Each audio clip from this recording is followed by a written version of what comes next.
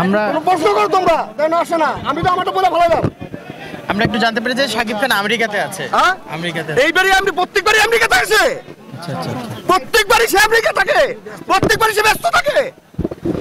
শাকিব খান তো আপনারা তৈরি করছেন, তারপর ওই যে এক কথাই তো বলতেন যে তাকে ইন্ডিয়া, সে মনে করে আমাকে ইন্ডিয়া তৈরি করছে, সে তার টাকা পয়সা তার জীবনে। এই শোনেন, টাকা পয়সা আজকে আছে, হাসিনা তো অনেক ক্ষমতা ছিল।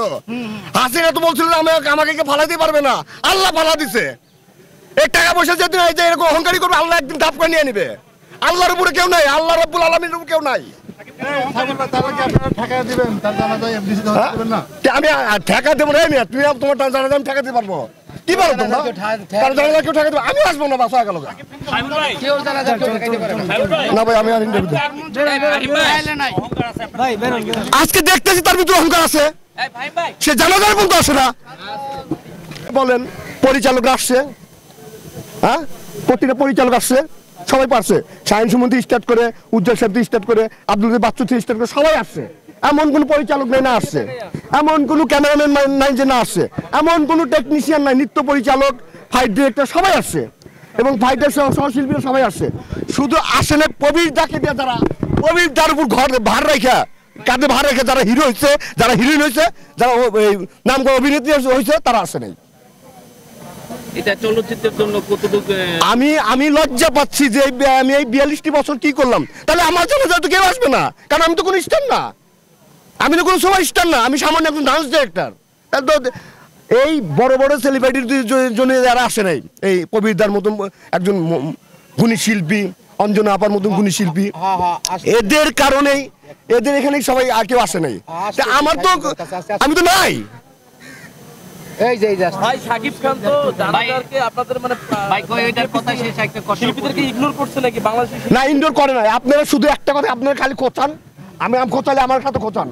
আমি আপনাকে বলি, আমি এই জায়গায় জানাজারে আসবো, আমাকে বলতে হবে কেন, আমাকে দাওয়াত দিতে হবে কেন? তাই বলেন, আমাকে বলতে হবে কেন তুমি আসো?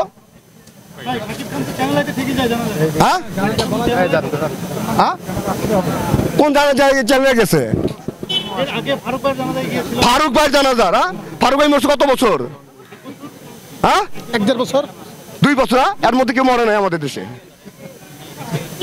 এর মধ্যে কেউ আর মরে নাই। ওই যে চলে নাই এফডিসি কে, সে তাকে তো এফডিসি লোক জন্ম দেয় নাই। আমি খেপছি একটি কারণে, তুমি ইন্ডাস্ট্রির ছেলে, তুমি আমাদের ছেলে, তুমি আমাদের ভাই, আমাদের কলজের টুকরা, তুমি কেন ইন্ডাস্ট্রি তুমি জানাতে আসবে না?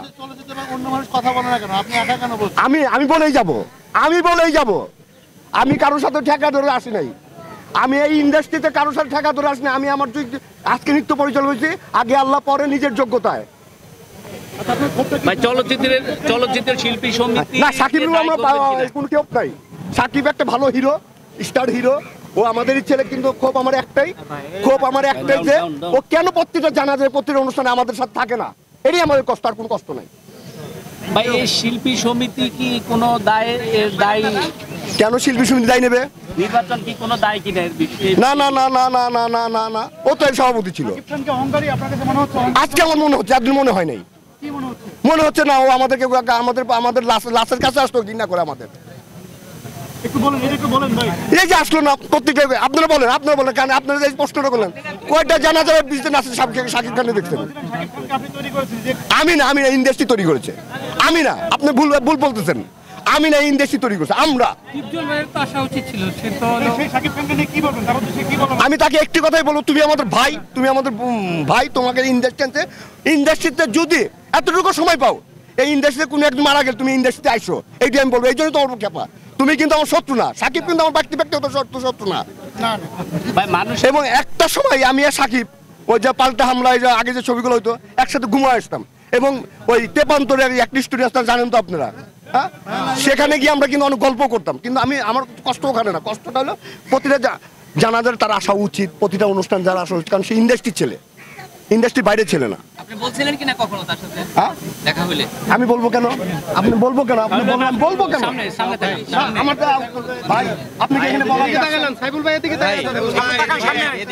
আপনি বলছিলেন কেন? এটা এইসব ব্যাপার বলতে হয়, বলেন, আপনার বলতে হয়, বলেন, আপনি হ্যাঁ বলেন আর না বলেন। না, মৃত্যুর জন্য তো কাউকে বলা লাগে না। শত্রু থাকলেও তো বলা লাগে না। মৃত্যুর জন্য কারো বলতে হয় না। না না, সে দেশে নাই, দেশে থাকলে সে আসতো, দেশে থাকলে সে আসতো এবং আসে না। আমি কিন্তু আবারও বলতেছি, আমার কিন্তু সাকিবের উপর ব্যক্তিগত কোনো রাগ নাই, শুধু সাকিব না, আমি আবারও শুধু সাকিব না, সে এখন সাকিবের নামটা আসছে কেন, সাকিব সুপারস্টার, সাকিবের নামটা এই কারণে আছে, সাকিব সুপারস্টার, এই জন্য সাকিবের নামটা নিয়ে আগে বলতে। আর বাকিও তো এই স্টাররা কাজ করছে এখানে কবিতার সাথে, আমি তাদেরকে মিন করে বলছি, শুধু সাকিবকে নিয়ে আপনি ই করেন না যে সাকিবেরও আমি না। হ্যাঁ, যারা যারা আসবো না, প্রবলেমটা কি বলেন, আসবো না কেন? হ্যাঁ, আমার খবর থেকে বললাম, তাকে আমি কোনো ইয়েতে পাই নাই। হ্যাঁ, তাদের জানাতে আসবো না। হ্যাঁ, সে সুপারস্টার, এই জন্য তাকে উল্লেখ করে বলতেছি।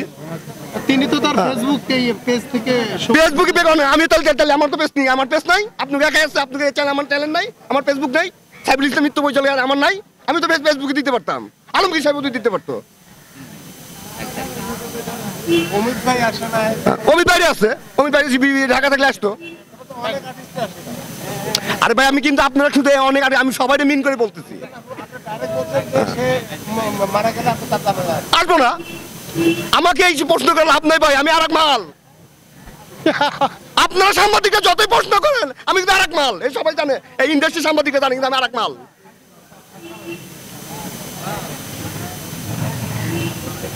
ঠিক আছে। ঠিক আছে।